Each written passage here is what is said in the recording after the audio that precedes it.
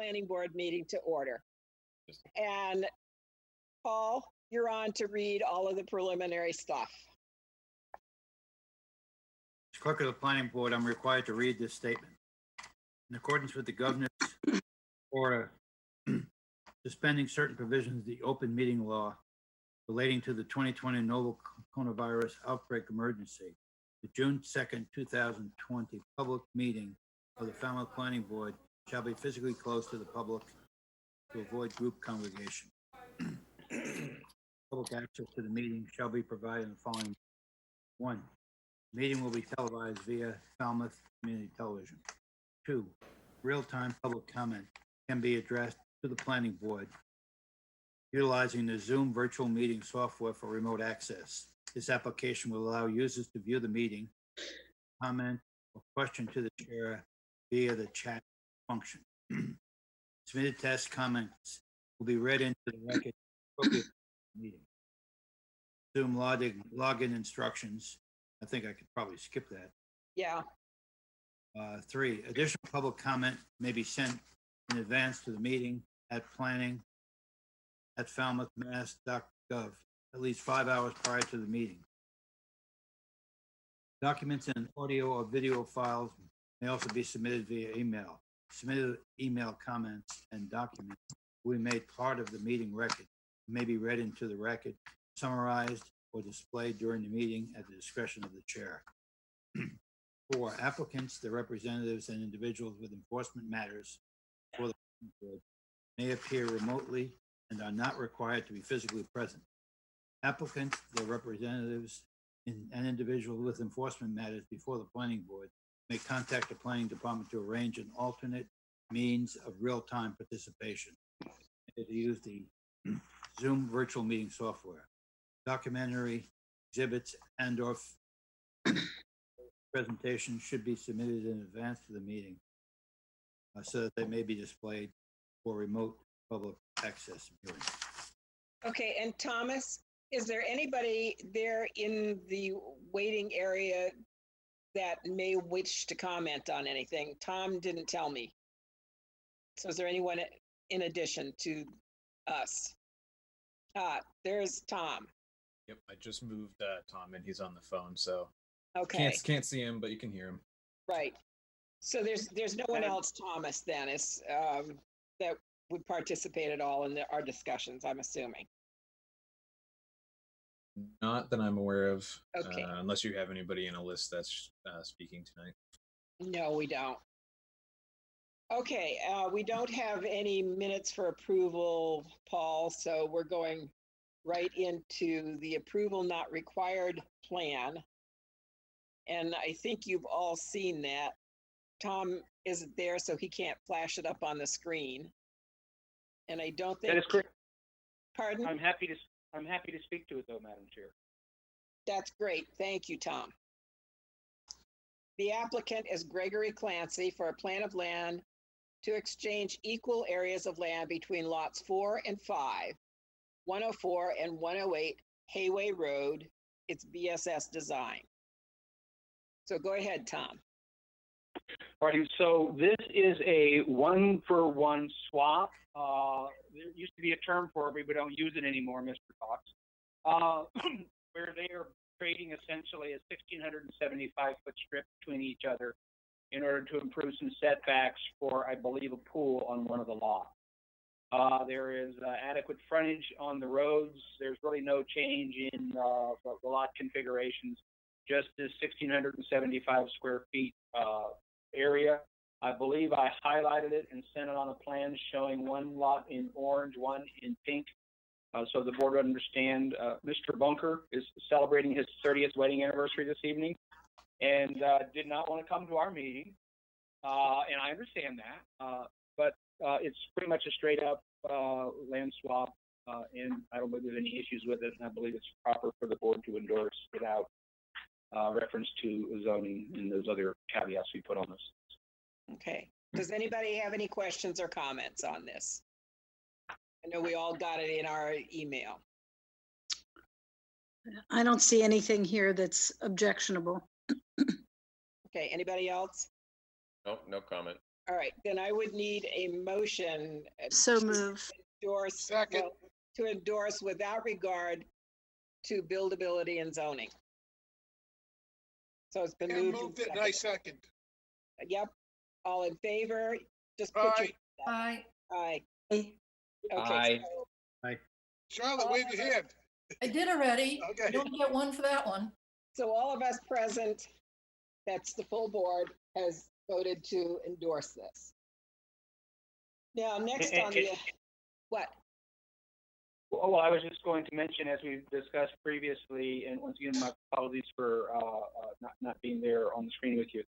Roll call votes make it easier for people to understand who voted when. So if you can go through the screen and call out those folks, that makes it simpler for the process to record what happened. So, Well, we have to now, actually, forgot about that because Bob Leary is not visible here. So Jim, let's just go down the line. Jim, Fox, aye. Paul, Aye. Pam, Aye. Charlotte, Aye. Charlotte, aye.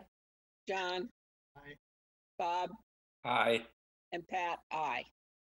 So it's all 7 of us voting in favor of it. So Thank we you. move on now to the planning board discussion. Lewis Neck Road, referral to Board of Selectmen for 40B site approval letter. And I'm sure you all remember the extensive discussions on this, the fact that there is a covenant on the property. And did everybody see the email that Tom forwarded today? No. Yeah, it was kind of long. The one, Wait a minute.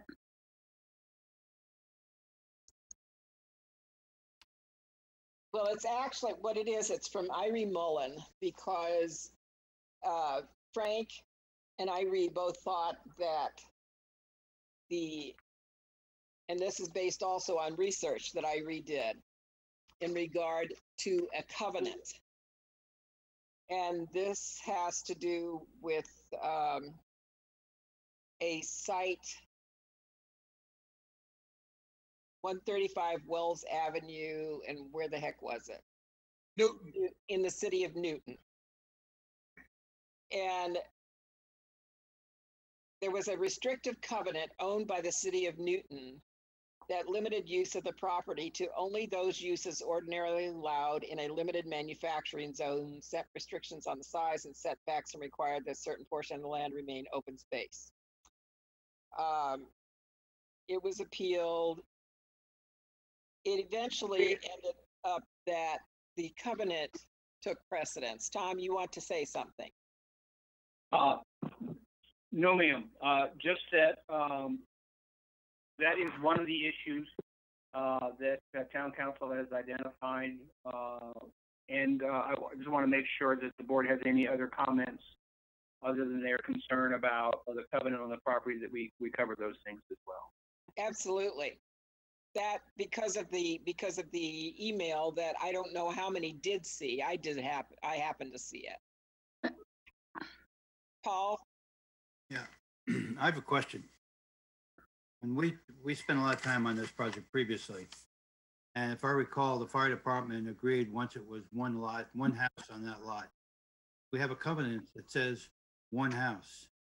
We have a letter from the chairman of the Family Housing Trust where 4 times she mentions one house on the lot. And yet the application to mass housing is 4 houses. And today they talked about the 4 houses, well, 2 affordable and 2 market rate. How did that evolve? Correction, nope. Nope. And Both affordable. 180, 1 and 100. Jim, you faded out. I couldn't understand. I could understand about half of what you said. Jim, Okay. you'd have to repeat what you said because only half of it was understandable. I'll have to fix the mic. They're all considered affordable by the town of Falmouth. that's not my point. My point is we approved 1 and now there's 4 and they've gone to mass housing for 4. It's not coming back to us. They don't even have to go to the Board of Selectmen. They just let them know. I'm curious how we went from 1 to 4 on that particular lot. Maybe Tom can help us. Well, if I may, Madam Chair, Yes, we are at that point of the process where the applicant is asking for a site approval letter from Mass Housing, where we provide our comments, and then Mass Housing decides if they want to, will issue the site approval letter with whatever sort of condition. So we're at that point of the process where people can apply for things. They can ask for things and go through the process to find out if they can actually do those things. So at this point, Falmouth Housing Trust is opted to, and I've had conversations with Karen, this and that, way back when, about 4 lots on this development. But in the context of their A&R approval, they talked about 1 lot. So people can ask for what they want to ask for. They can apply what they can apply for, but it's not necessary that they're going to get it. So that's how they got to 4 units, by essentially asking, for a 4-lot subdivision.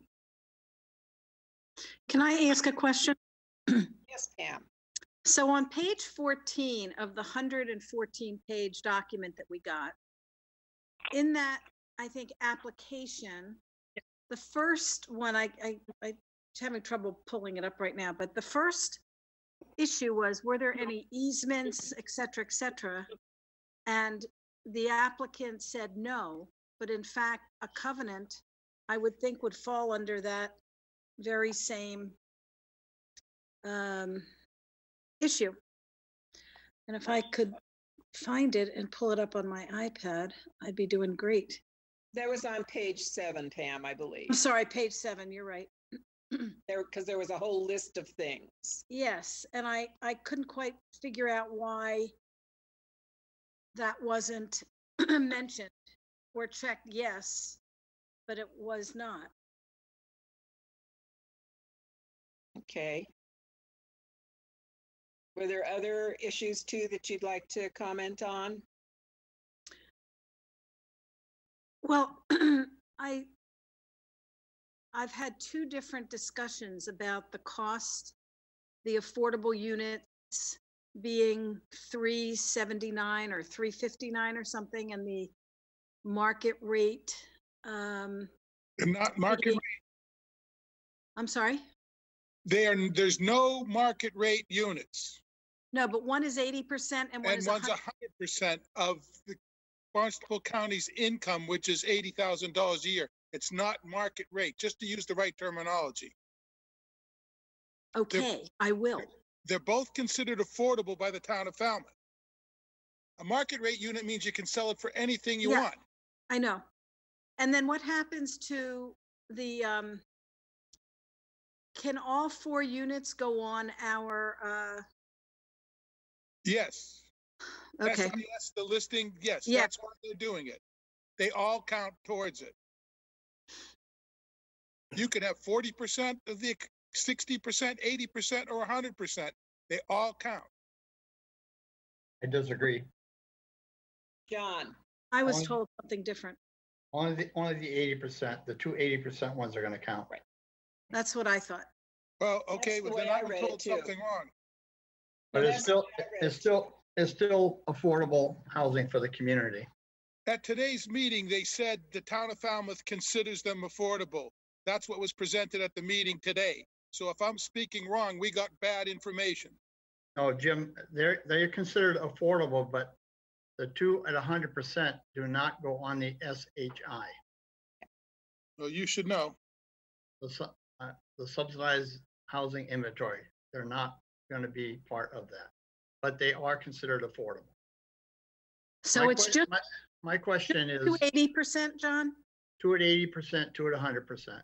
Right, but the only 2 that would count would be the 2 at 80%. That's correct. Okay, that's what I thought. So my question is, if we release them from the covenant, does that make this easier for them? Is that what we're going to be considering at some point? The covenant of one house only?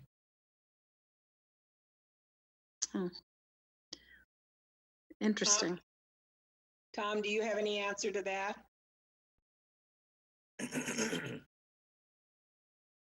Oops, Tom is not there, it seems like. If I Sorry, remember, I'm back. Sorry, I was muted on my personal phone while talking to Michaela on the town phone, and Thomas as well. So to the point is that, as John pointed out, you can get affordable units at 100% AMI. They don't go on the subsidized housing inventory, and as long as they have a deed restriction on them, they would count as affordable units.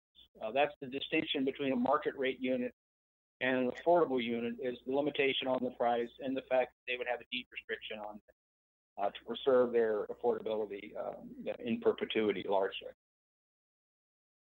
the 100% units are considered quote unquote workforce housing. That's one of the terms used for them, but yes. Yeah. So if there's a deed restriction, they're affordable. They just don't count in the SHI, and I think that's what I heard John Dooley say just And moments ago. they stay affordable in perpetuity. Two Correct. of them. All four do. All four are going to have deed restrictions. Okay. Okay, But but we only all- get credit for two. You can't get credit on the subsidized housing inventory for anything above 80%. Right. So that's all we get to add to our inventory is 2 Yes, units. but we get that, if this gets approved, there's 4 homes that are gonna get built that are considered affordable housing because of the deed restriction. Okay.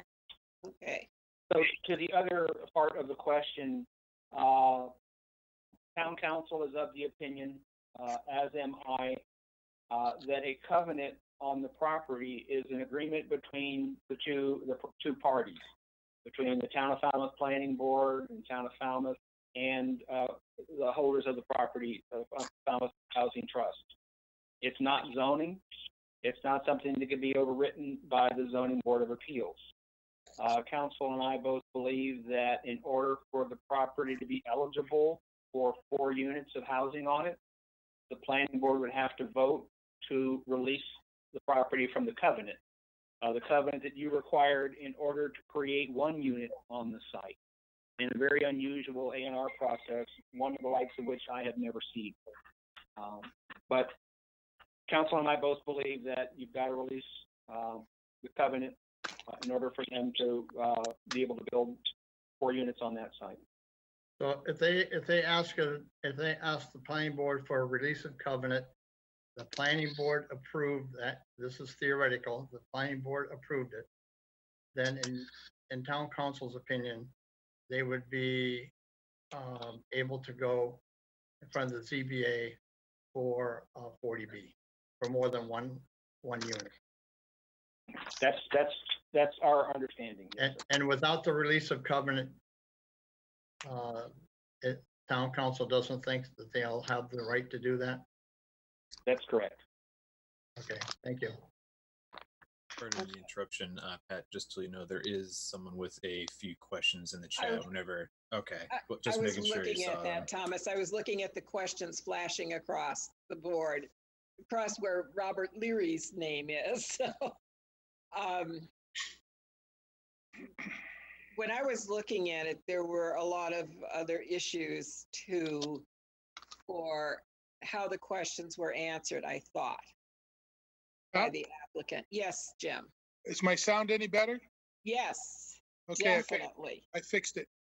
When we met just last year, considering this, there was lots of discussion about the safety of this road, the adequacy of the access, and we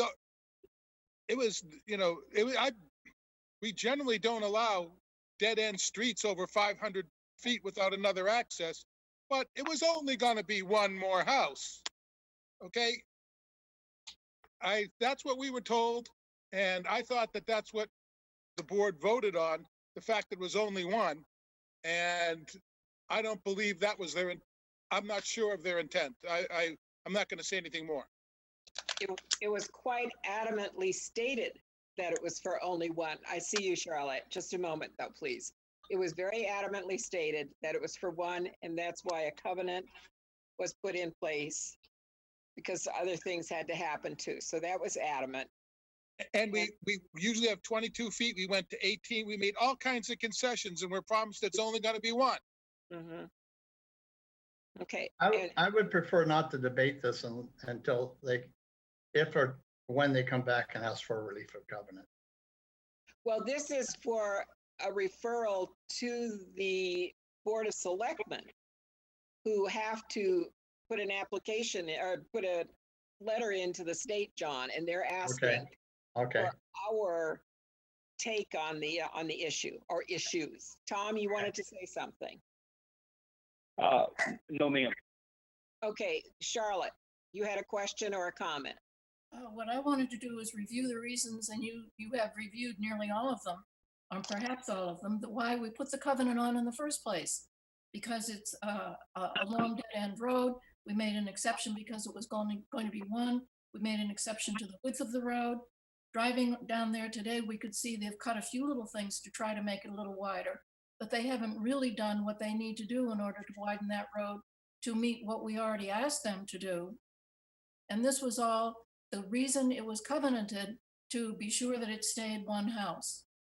So just before we took any action about that covenant, I thought we should review why we did it. I want to jump in on this too. Yes, Bob. I voted for the determination of access based on one unit. The fact that it was at the end of a long dead end road. When you're looking at the neighborhood, keep it in character with the neighborhood. Those were all things that I considered when I made my decision to agree to the access of determination. Had they come before us with 4 units for that parcel, I would have never voted in favor for that access of determination. I would have required them to do what they've done with other affordable housing units, like my entity that I work with at Barrows Road. We had to put 22-foot paved. We were only allowed 2 units per acre, and I'm going to start holding people to that same level. My days of kind of going along with the flow and kind of giving people a break, they're over. I felt I was misled.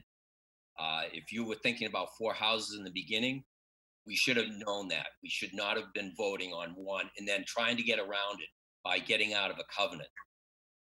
So I will not vote in favor of this project at any level that I have a chance to vote on. If I may, Madam Chair. Yes, Tom. So to John Drewley's point about debating the covenant, I think it's perfectly appropriate to get a sense of the board how they felt about that. But I think the general comment from the planning board might be, we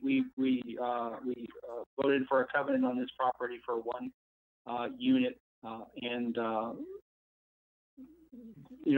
that extent, without getting into debating the covenant, because no one's asked us to release the covenant at this point. We just asked for our comments, so I think it's appropriate to say the planning board voted, and I don't want to put words in anybody's mouth, but just repeating what Bob just said. I think it's appropriate for the planning board to say the planning board voted to endorse an A&R based on a covenant for 1 unit, and would not have likely voted for more than 1 unit. That's the case. And do you think it's appropriate, Tom, to add all of the points that Charlotte put in too? The width of the road, the condition of the road, the fact absolutely that it's and those are the things.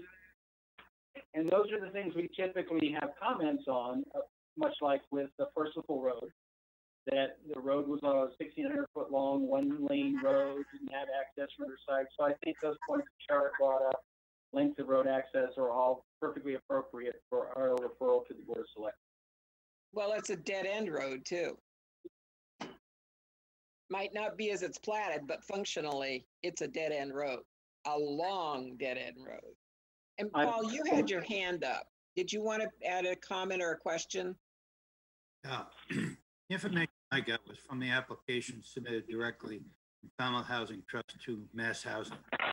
And in the statement, it said they were just notifying the Board of Selectmen as a courtesy. They did not ask for approval. And I was horrified when I saw there were 4 units, because that's the first time I had seen 4 units assigned to that property. And like I mentioned, as of December 31st, we have a letter from the president of Falmouth Housing Trust 4 times mentioning 1 house on that lot. So I don't know how this evolved. Maybe as Tom indicates, they're applying for the two. I don't know. Okay, Tom, did you have any kind of answer or comment to what Paul has said? No, I think that I think the point has been made that the board entered into a covenant for an A&R lot for 1 unit, and that's what the board anticipated would be built on this road. And in the absence of releasing the covenant, it's appropriate for 1 unit. I have talked about, informally with a couple of folks that I think it's perfectly appropriate to have a unit and perhaps a detached accessory unit that you might get 2 affordable units out of. That is essentially a single family use. But 4 is, I think a lot of people, had concerns about creating just 1 unit on Goose Neck Road previously. Okay. There are other claims in the 40B application that I did sort of hit or miss that are not appropriate, that this would add desirable diversity to the neighborhood. I think it'll be a sore thumb in the neighborhood because they're all single homes on single lots there, and they all look to be approximately the same size. So I think it would add something that would be undesirable. We also believe that anything like this should be on public transportation. Well, it's a mile's walk to any kind of public transportation, and there's no shopping or schools right there. It's quite a distance from it. So it doesn't comport with our affordable housing guidelines, I believe. And you're adding the possibility of 8 vehicles coming from that one piece of property. Correct. And so we've got a narrow road. It's not paved yet. It may not ever be paved. I don't know. The residents would tend to like to have it be paved, but we're stuck with what it is right now, which means it can be potholed all over again, and we would be adding more cars. There have been questions coming in that I'd like all the board members to see. Can we somehow, Thomas, elevate those questions one at a time, Actually, perhaps? If I may, I can Tom. read what I've got. That's typically what we do, is read those comments in. Oh, I didn't Michaela- realize you had those, Tom. Go ahead. Michaela has been kind enough to be forwarding me these things. So some of the questions are a bit specific beyond the pale of this, but from McDade to all panelists, there is an easement. We are holders of the easement. 51 Lewis Neck. We would like to know the answer. We would like to know about the answer to that question. Question: how will private electric lines be handled by the trust? Other questions from the McDade. Where will the trash be collected? Currently, it is at the beginning of the road. Will there be T12 barrels go? Do you need to contact the abutters about releasing the covenant? And lastly, how will the road be impacted by 8 more cars? There's no drainage, and the road will be maintained by whom? So those are questions that are specific to a 40B development at that stage. I don't know at this point, but I'll be happy to talk to the McDades at some point about where we're at with that. But those were their comments and concerns about electric lines, trash collection, drainage, and vehicles on the road. And they know better than we do at this point. I'm assuming they live on the road. I do not know that. Unfortunately, the computer's having some issues here at the home office, and I'm not able to get into some of those things I would typically get into. Apologies for that. Okay. I have shared all of the chat in the screens. I'm sure you all noticed already, in case you wanted to read them all. Okay, No, well, Yes. what it's showing is a blue screen. Click on, Yeah. That's what Yeah. I have. I see you, Jim. yeah, if you click on it, you can see them. Click on the blue screen and see the chats. I viewed all 15 chats. So What do we click So- on? View options? No. Chats, In Oh, addition, chat. I see. yeah, Ah. I can go on if you'd like, just to keep it a little simpler for the chair.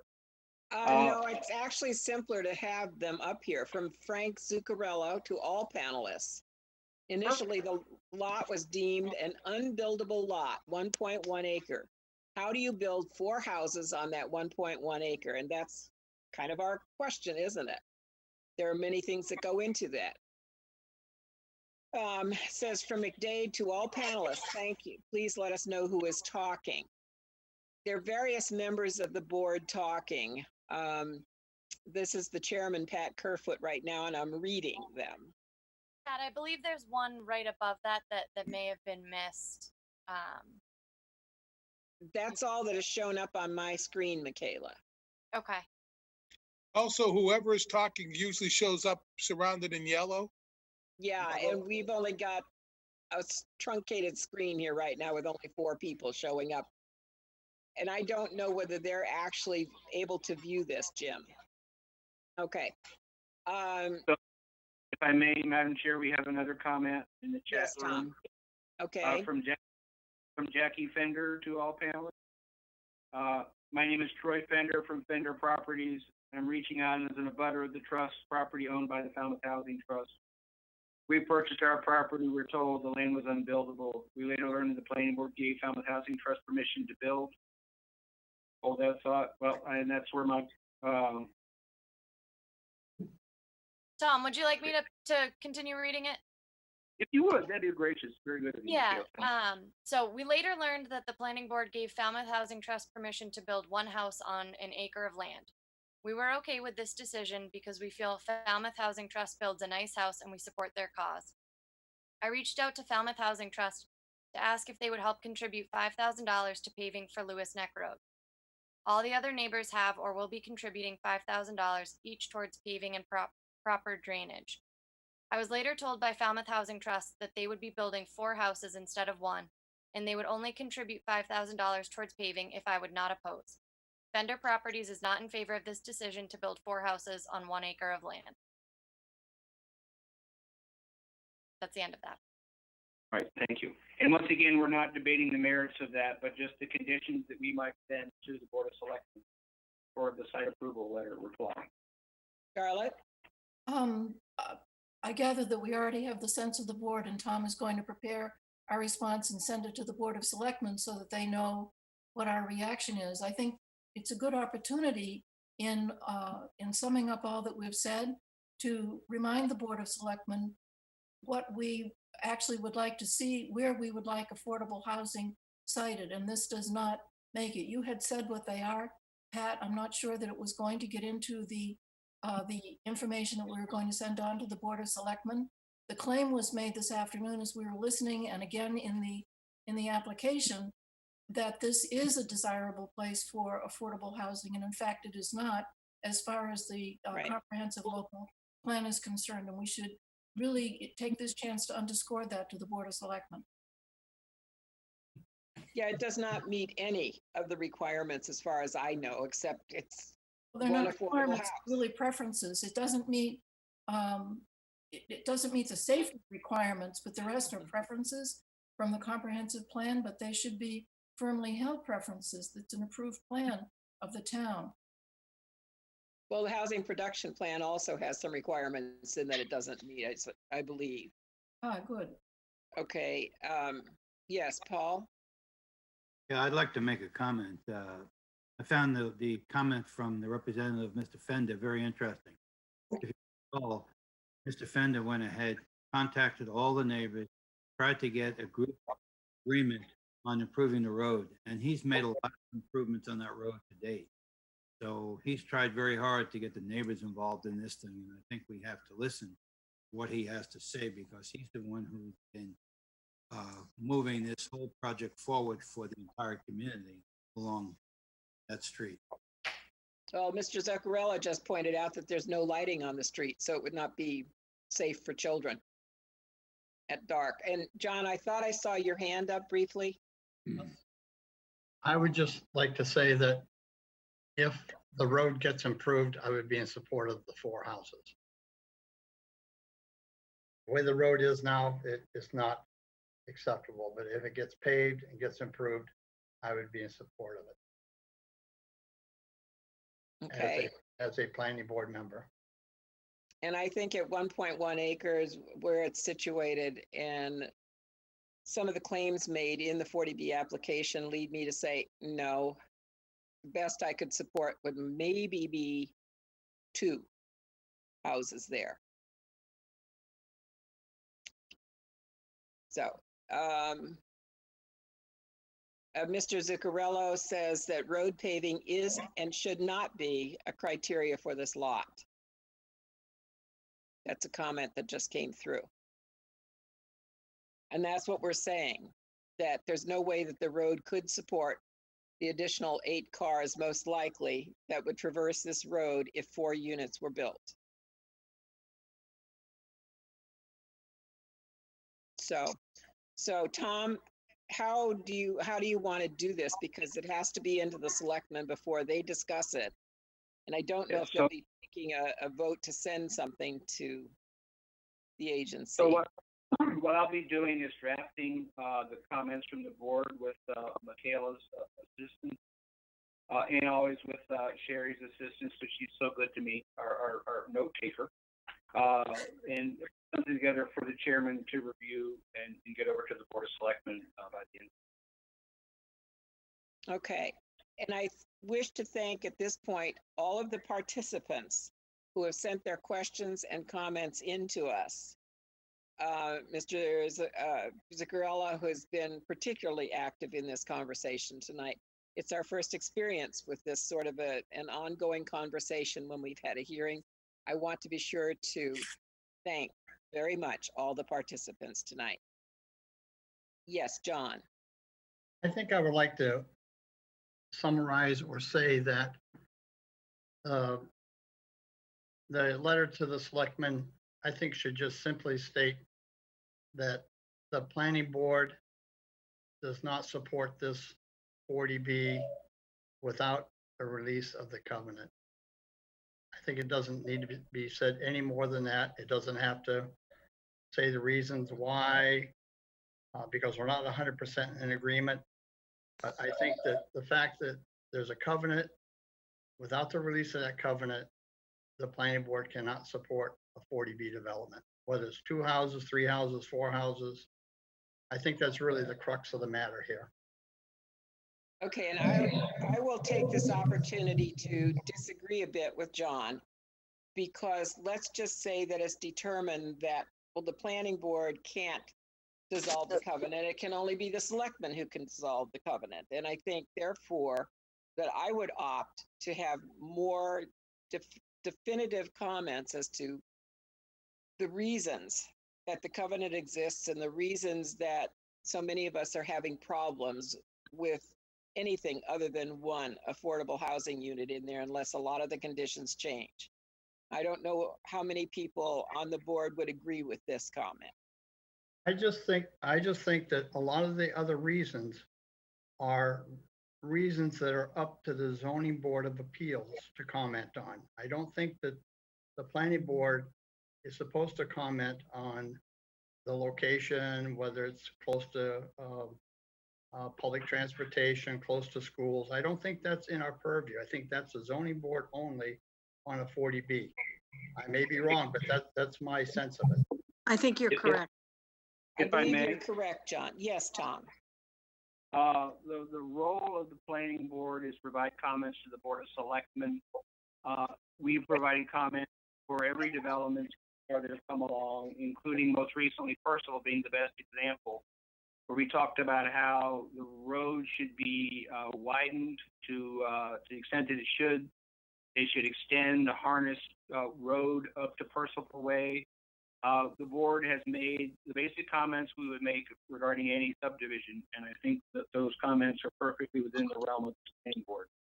To talk about the distance of the road, the width of the road, the access to it, and all those things that have been previously discussed by the board.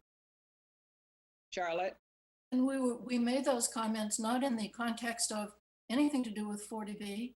We were considering it as an A&R, was it or was it not, and we placed a covenant on it. had nothing to do with 40B. And what we're doing is repeating our thinking back to the Board of Selectmen so they understand the covenant. And while, could I also say at this time, Pat, while you were talking, I was looking on my computer for where did that information about the covenant come in today, and I don't have it. So I wonder whoever sent it, if you could resend it. I think that, Tom sent it around 3:30. I got it again. yeah, I have it. I've got it up It on was from Tom. it's from Tom and it was sent at 2:29. Yep, I got it. And my apologies for, and I will say that Melinda said, you really want to have a meeting on June 2nd when you've been gone for 2 weeks and you won't be back in the office more than 48 hours. But because of the parameters of the site approval process and having 30 days to reply, I did not want to have an opportunity to have that window closed and have someone say if the planning board had any comments, they should have made them within the 30-day period. So once again, with an abundance of caution, I suggested that we have this meeting in order to produce some comments for the selectmen within that 30-day time period, even though it has been extended by Mike Busby and Mass Housing at the request of the zoning enforcement agent, or the zoning agent, zoning administrator, excuse me, while I was away. So this, our June 9th meeting will be less of a work in progress that this one is. So my apologies for getting you things a little later in the process than you typically would. I would prefer if the letter to the selectmen or the referral is negative, I would prefer that it state in there that it's not 100% unanimous by the planning board members. Okay. I am not in support of that. I am very much in support of the 4 homes because I know the road would get improved before they do it, but that's not in front of us right now. But I would prefer that if the letter is a negative referral, that the state that it's not unanimous. Jim, how do you feel? I feel we were misled on the access. And if we were told the truth then, we wouldn't even be here. And I believe it was deliberate. Paul, how do you feel? You're muted, Paul. Turn your mic on. Yeah. The concerns I have on putting a very non-specific letter to the Board of Selectmen, it gives the impression that the planning board is opposed to affordable housing. I've heard that many times. That's not the case. I think this board has supported affordable housing and bent over backwards to try to make that work. In this particular case, I think we have some very real concerns. And I think just by saying it's a non-unanimous decision doesn't give the Board of Selectmen anything to go on, except they don't like affordable housing. And that's really not the case. There are some very specific issues that have been raised. John has some, Bob has some, Jim has others. So I think there's some real concerns that we have. We submitted this thing, we reviewed this Charlotte, thing. how do you feel? Oh, I'm sorry. Yeah, you froze up a minute there, Paul. I thought you were finished. We spent a lot of time on this, and everything up to the time of the agreement, covenants, was one house. Right. Okay, Charlotte, how do you feel? I'm not in support of having 4 houses on that lot. The reason I feel that way are the same reasons that we put when we put the covenant on it, that our responsibility for the safety of the streets suggested that that is not a safe street for that street is too narrow, the dead end road is too long. And we said, okay, because it's for affordable housing, we will go along with it this time. But the clear understanding was it was one house.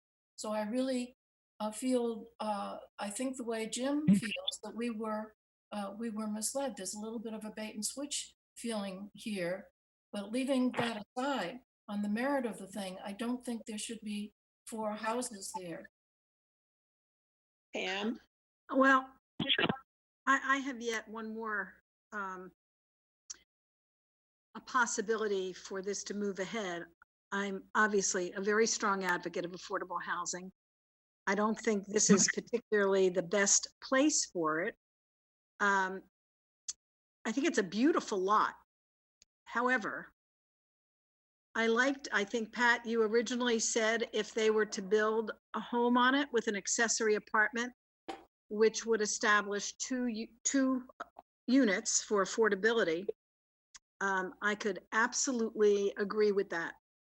But 4 houses on that lot, I think it is totally the antithesis of the character there.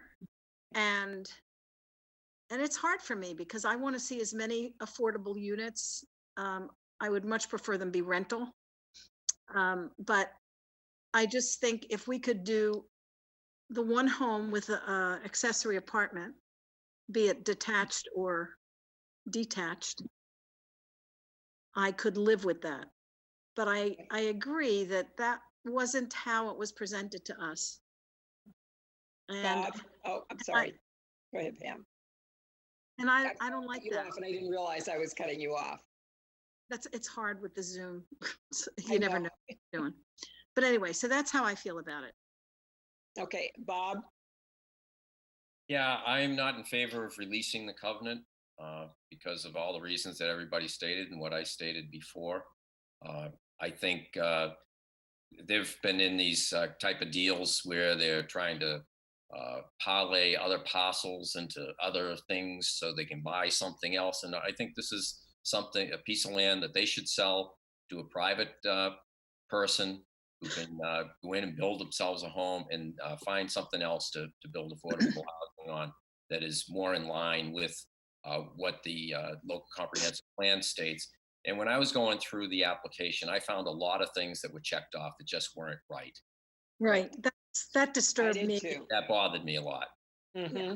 So, They weren't a true portrayal of a lot of things. Right. And like I said before, I don't like being misled. I just find it so difficult. There is an easement on the property, but a covenant that restricts it to one home, they never brought up. They put a no. So I just don't. Right. There is deception that I don't like. Okay. The reason I went through this polling, and I agree with everything that has been said thus far, but the reason I went through this polling is in deference to John wanting to have it stated that it was not unanimous by the planning board. I think, Tom, that your letter to the selectmen can say that it was 6 in favor and 1 opposed to the opposition to the referral. I would love for Tom to add in there that the planning board as a body is very in favor of affordable housing. Unless I'm mistaken, and there are people that are in favor of affordable housing, because I don't want that to be a message either to the town, the Board of Selectmen, or anybody, because there are enough of us who feel very strongly that we need more affordable housing in town. This just is not the place to do it. Right. I think a number of us on this board feel exactly like that, Pam. Yes, John. So for me, a final comment is that I met with Karen Bissonette maybe about a year ago, and she told me they were looking at this parcel.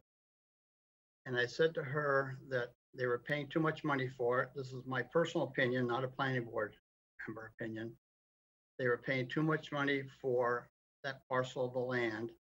And if they were going to spend that much money and they were going to go through the whole process, that they should consider putting a small road in on the lot and getting at least 4 homes built there. Their intent from the beginning was to build one house there.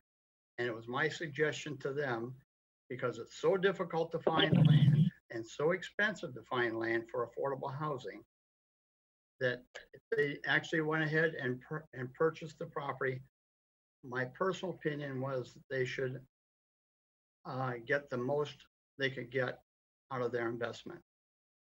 and build as much affordable housing as possible because of the desperate need that we have in this community. So it was my idea to do more than one. It was not their idea. And I didn't think they would ever follow through on it, but they have. And so that's why I'm trying to say that this is not unanimous being opposed to the 4 homes there. For the reasons I just stated, it's very difficult to get affordable housing built. I think it would be a very different situation if Carroll Lane was extended and there was that other outlet at the end of that road. I think it would be very different, and our thinking would be very different as far as the density that's being built and proposed for that lot. But as it sits now, it's not the place to put affordable housing, in my view. I'm not asking anyone to change their opinion. I'm just asking that whatever referral gets made is not unanimous. And that's why I went through the poll, John. And I appreciate that. Thank you. And I'd just like to say, I'm in favor of affordable housing. When I was on this board, I believed, I grew up on a dirt road in Falmouth. I thought dirt roads were fine. But it was really made clear to me that over 500 feet dirt roads are dangerous for the wintertime and fire department. And for 10 years, that's what we talked about. I think they need to save, I think that's the danger there. I think we're creating a density on a long, dangerous road. I would love to see an affordable house there and an accessory unit that has the architectural effect of a single family home. And again, we are not creating anything. We are not the permitting board. They're just asking, they're asking for a referral from our board. We are not the permitting board. That's right. But we did put a covenant on. I want to make that very clear. Yes, but Jim, they could just as easily improve the road going up to their property and come back and ask us for a release of covenant. And maybe we'd all think differently. Maybe we would not. But we are not the permitting board here. That is true. Our function right now is to give the referral to the Board of Selectmen for their letter to the HCD. And Tom is going to compose that referral to the Board of Selectmen and get it over to them so that they have that in part as part of their discussion to make their decision. Tom? Yes, I was just going to say I'll be drafting the letter and sending it to the chair to make sure that it is proper. And we included all those elements prior to forwarding to the selectmen. Thank you, Tom. At what point do you anticipate that the letter would be completed? The reason I'm asking is I assume that the selectmen would like to have it before their Monday meeting, on Monday. I'd love to get it done this week. I've got 40 restaurants who would love outdoor seating. That's sort of a priority for me as well. Mm-hmm. So we're working through it. Okay, well, Tom will get that finished just as soon as possible, get the draft over to me. And I have a fairly decent memory to remember all of the comments here, I think. So I hope you all will trust me on this. Thank you. It's best to get the letter composed as quickly after the meeting as possible, so we have much of that stuff still both on the record in our notes and in our heads. So okay. Thank you, Tom. So we'll move on now to 64 Crowell Road. Follow up on determination of access request. I'm sure those of you who were out there today know that Pam and I could not go out.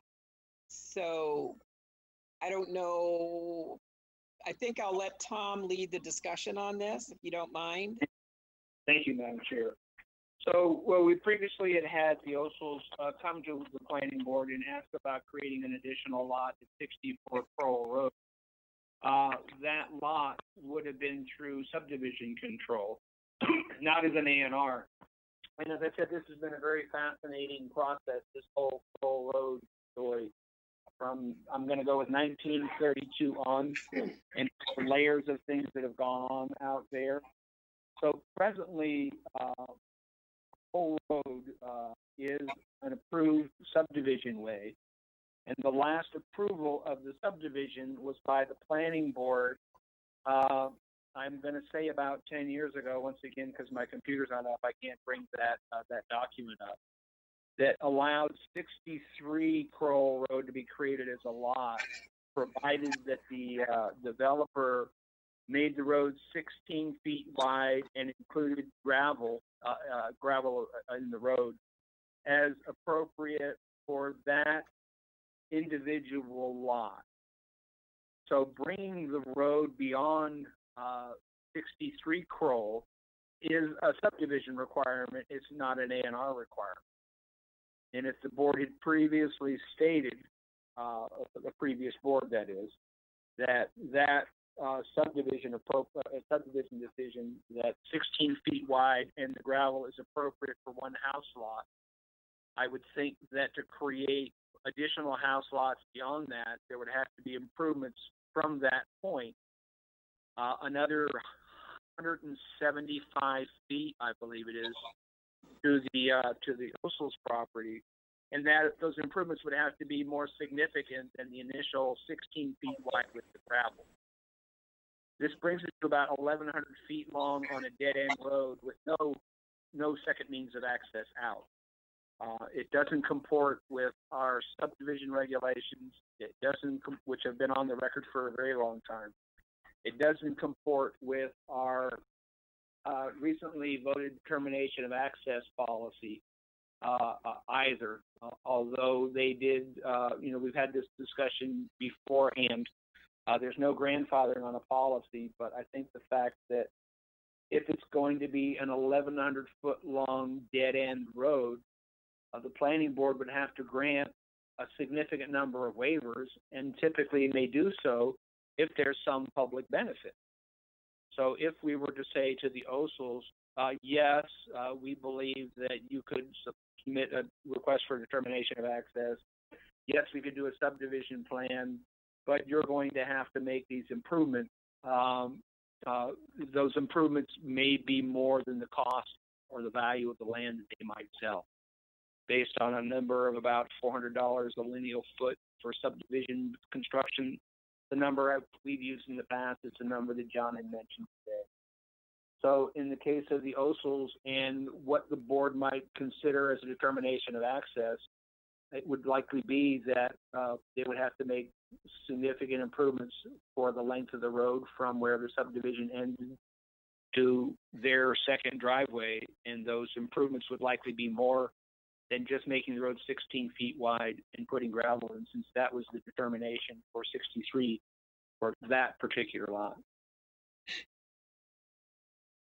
Okay. Those of you who went out there today and saw the property, do you concur with Tom's determination of the problems? Yes. Yes. Jen? I actually think we're a little bit out of order even talking about this, because we've been talking about it like it's an A&R, but it clearly has to be a subdivision, a definitive plan, and they probably should do a preliminary one first. I mean, it's just wait, and it wasn't staked. All the things we do in a site visit, this didn't fit. We should have just said, hey, they're not ready, come back later. That's how we should handle it. Okay. Do you believe that Tom should, through Tom Bunker, convey the consternation of eastbound? Pardon? Yes. Okay. So you would like our town planner to go through Tom Bunker, who is their engineer, and convey these comments to the Osels. Is that correct? Come back with a definitive plan, and the lot needs to be staked before we do a site visit. To go on a site visit without any of the boundaries staked is a waste of time. If I may? Yes, Tom. I've had a number of conversations with Tom Bunker about the Osels property, forwarded on the information that the planning board has discussed, and said to him, well, if your clients approach you, here's the discussion we've been having with the planning. The Osels haven't had any outreach to Mr. Bunker, and I wasn't going to ask Mr. Bunker to, stake out a piece of property for somebody else. So I will confer directly with the Osels on where we're at with that, and if they would like to have Mr. Bunker and Mr. Bunker's available for that discussion, I'll be happy to do so. Okay, that seems to be the appropriate forward movement on this. You're all okay with that? Okay, so Tom, go ahead and go with definitely a subdivision, exactly. Yeah, Will do. And then we'll see at that point directly between them and Tom whether they wish to go any further on it or not. Okay? Sounds good. Okay, so the next one is expedited permitting COVID-related outdoor seating. And as Tom was saying, he's had multiple requests, but there are also, if you read the Enterprise, multiple roadblocks to having outdoor seating, I believe. Tom, would you like to give us a report on where we stand on that? Yes, so the reason that I asked to have this put on the agenda was in the event that our option was in order to create outdoor seating, to create a new COVID-related bylaw for outdoor seating, because there isn't really a provision for that in our bylaw. Since that time, in discussion with the town manager and the board of selectmen last night, creating a new zoning article is likely not an option in the short term. However, the governor, in his recent executive order number 35, is allowing the select board to essentially override some of those zoning provisions in the short term. So with the governor's declaration, we are working with town council on drafting that particular language about how that would go. And essentially, rather than having someone have to go to the planning board potentially for a site plan approval and maybe to the zoning board of appeals for an amendment of a special permit, the process would go to the board of selectmen, similar to granting a liquor license. And this would expedite that process considerably for those folks. So the whole reason for this agenda item was in the event that creating new zoning was to be an option, the option that we had to try to expedite this permitting. But at this point, it appears as though the governor's executive order will allow us to do that, and I continue to have conversations with town council and the manager's office about moving that along. So essentially, the board doesn't need to take a vote and say, oh, we think there should be a zoning article for this. Apparently, the executive order from the governor will suffice in order to sort of expedite this outdoor seating. This is not to be sort of linked in with the considerable discussion last night by the board on closing Main Street, because there are restaurants all over Falmouth, and this provision for outdoor seating would apply to all of them and not just restaurants downtown. So there's a couple things going on, but the most important one from my perspective is this fast track governor's executive order to allow outdoor seating through the board of selectmen, and council and staff are drafting those regulations to speak. Okay, Jim? I was taken back when I heard that the selectmen voted on road closure last night. I'm in favor of everything that Tom said, flexibility, let the selectmen do it, let them be creative, but closing the road has very serious impacts. The one thing that I think they got to understand is I represent some landlords on the street there, and Calhoun Road has 15 residential apartments on it. No one talked about that. They're going to close that off. How are those people going to get in and out? It's going way too fast. I'm all in favor of flexibility, outdoor seating, anything we can. But, we brought up changing the road a long time ago, 10 years ago, did General Flanagan. And it has so many unforeseen repercussions and side streets and traffic and people coming down with driving guidance, and all of a sudden they can't go there and they're going left and right and crazy. It's got to be thought out more than just slamming it in. I like everything else but the road closure. Anybody else have any comments? Yeah, I have Oh. a comment. The concern I have is there's a lot of need for merchants in town because of the shutdown. We're addressing restaurants, not addressing stores in town. A lot of other stores on Main Street that are going to be impacted by this. We can't get there. How are they going to have access to some of these other stores? We seem to be a segment of the population. And what about some of these other parts of town? Are they going to be included? I mean, I don't think you can have a blanket saying everybody can have outdoor seating because it depends on the circumstance and the location. So I'd be a little cautious on it. If I may. Yes, Tom. So in the various conversations and emails I've been having with folks, not knowing what the process is going to be or what the parameters are going to be, is I have asked people to send me a copy of their site and what they propose to do, what they would like to do. So I at least have a letter requesting outdoor seating and a plan that's attached to it, so we can look at the big picture for all these sort of things. But essentially every restaurant in Falmouth would be able to, assuming that this plays out the way that we're anticipating, and like I said, this executive order from the governor arrived almost the same time as the Board of Selectmen's meeting started. So there really wasn't any time to sort of vet that, through the meeting. People were actually looking at things as they were coming in. So it is a very fast-paced, it is a very dynamic, changing environment. But we know that in Falmouth, a lot of the economic development, a lot of the jobs, a lot of the businesses thrive on restaurants in that seasonal time. So we were just trying to get to a point where those restaurants, which will have a diminished capacity, because people are talking about the potential for a 25% capacity for your restaurant and seating outdoors. So how do you get to that point? And that would be the course of people submitting a plan to the town, being vetted, and then voted by the selectmen to approve that outdoor seating based on the current parameters that we're looking at.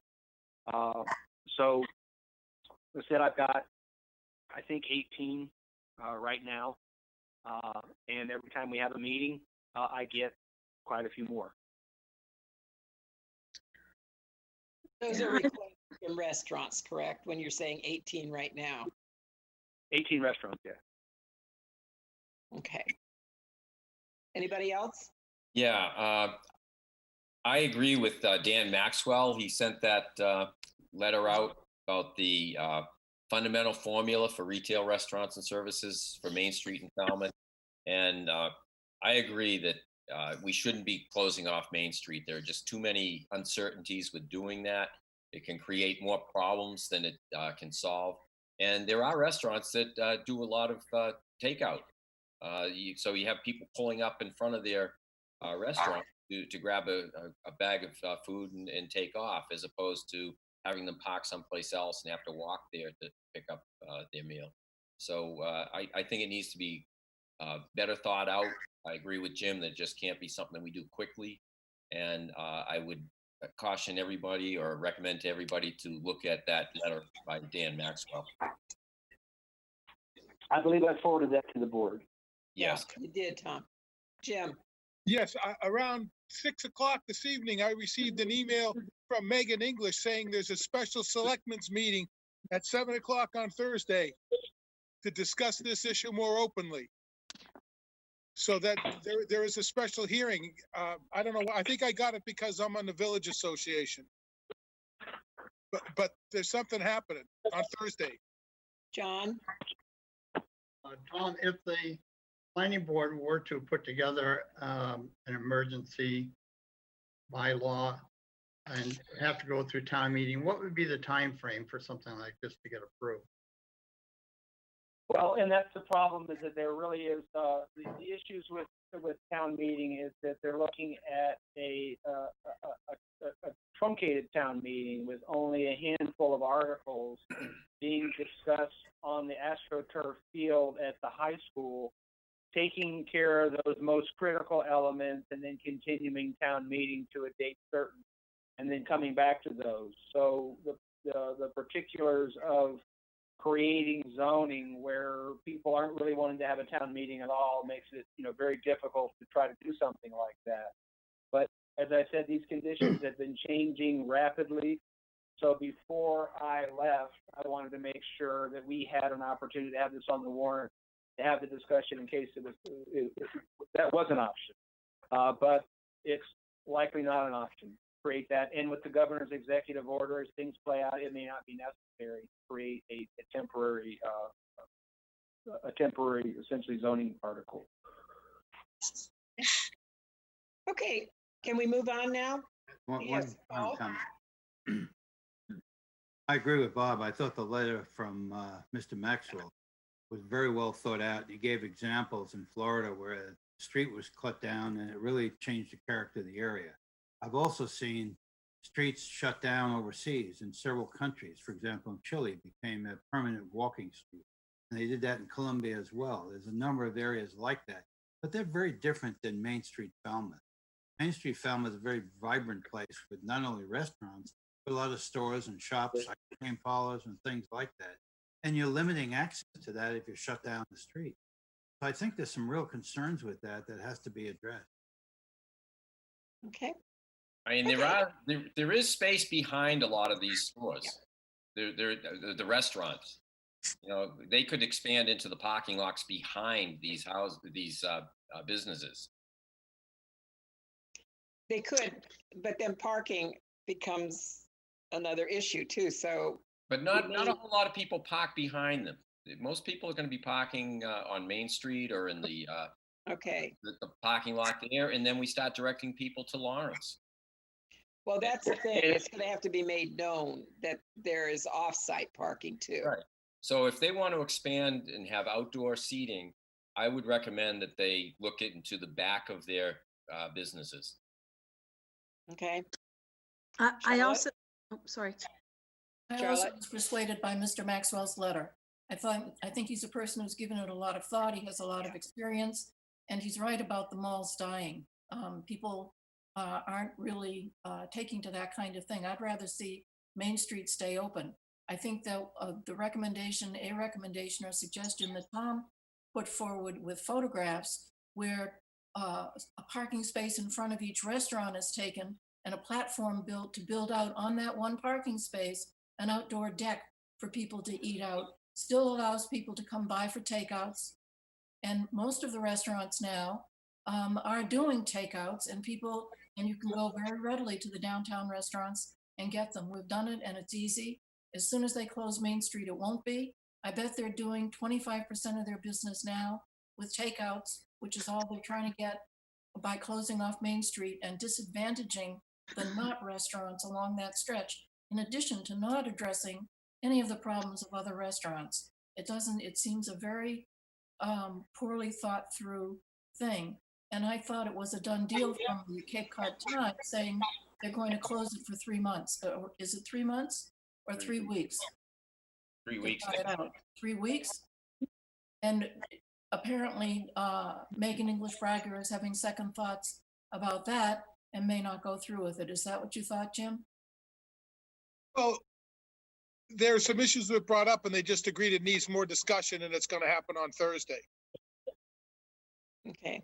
I sent her my comments about the 15 units on Calhoun Way. Somebody's better take them into consideration or it's not going to work. Okay. Pat? Yes. I mean, I think there is, I think we ought to, or I hope that the Board of Selectmen is looking at other communities and what they're doing, because I do think there are some communities that are closing their main streets one night a week to accommodate. I think other towns are doing one way meaning if you're walking down one side of Main Street, you can only walk down one way and then you have to cross over to go back the other way.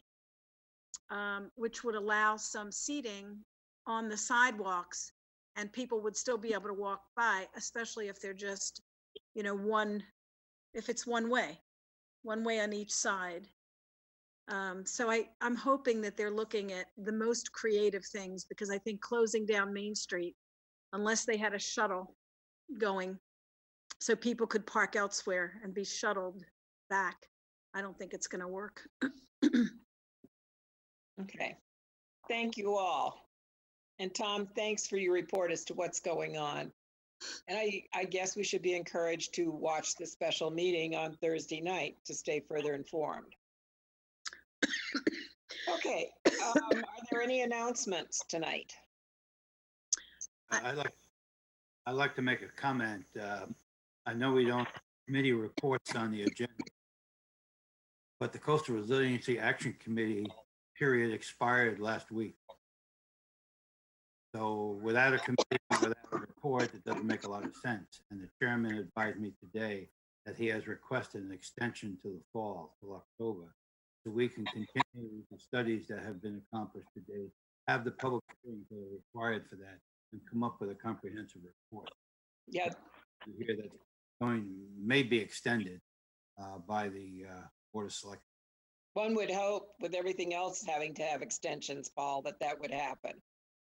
And Pam, you had something. No, I was just going to say that we extended our time for our next Affordable Housing Summit to October 21st, I think. Okay. Thank you both. Our next meeting is on June 9th on, as far as I know, on Zoom at 6:30. How about agenda items? You want to give some? Just one. I've been very concerned about what's going on the corner of Jones Road and Main Street. No, it's not Main Street. Palmer Ave, where they're redoing that gas station, whatever else. I mean, it's been a mess. Mm-hmm. I, 2 different times, almost had an accident because the cars were piling up, stacking in front of the gas station portion to try to get in. And I don't know what their plans are, but I haven't seen any site plan. And I would assume they would have to do a site plan. Am I totally off, Tom? I am not familiar with what's going on there, man. Well, I don't know who, honestly, other than they're putting the pumps back in quite close to the road. You're never supposed to make a left turn if you're coming out, but everyone does. It's like a disaster there. And I think we would be very irresponsible if we didn't comment on it. Well, I know exactly where you're at, and I would be happy to give you an update on what is up with that at our next meeting, if you would like. That would be great. I'd appreciate it. It's one of the reasons we need this new site plan review bylaw. That's Okay. my cliffhanger for you. Okay. Thank you. So we'll have a report on that hopefully by our meeting on the 9th, correct? Yes, correct. Okay. All right. Thank you. Can I make it? It's on the agenda today. Perhaps it's something we might want to consider in future agenda. I understand from the paper that the project on big project on Main Street was sent back to the Zoning Board of Appeals. It might be interesting to get a report on what's going on with that. I don't believe it comes back to us again, but at least it'd be nice to hear what the Zoning Board of Appeals is going to do. Apparently, they ruled that the 98 or so conditions were excessive, and they referred it back to the Zoning Board of Appeals. Oh, you're talking about Lantern Lane, Lantern right? Lane, yes. Oh, okay. Yeah. Okay. Anybody else? John? Yes, for our next meeting, we had an election recently. Should we vote on officers for the coming year? That's planned to be on. It should have been on tonight's agenda. We didn't know that everybody would be here. Yeah, I didn't because see Melinda it. had not gotten a response and and it was truncated and put together, supposedly going to be a short meeting. So we are putting it on the meeting on the agenda for the 9th. Very good. Okay, thank you. That's assuming that everybody will be at the meeting on the 9th, because we only do this when everybody is present. Okay, Okay? thank you. Okay. Anyone else? Nope. Okay, so our next meeting, June 9th, 6:30 on Zoom. Okay? This meeting is thanks all. adjourned. Thank you.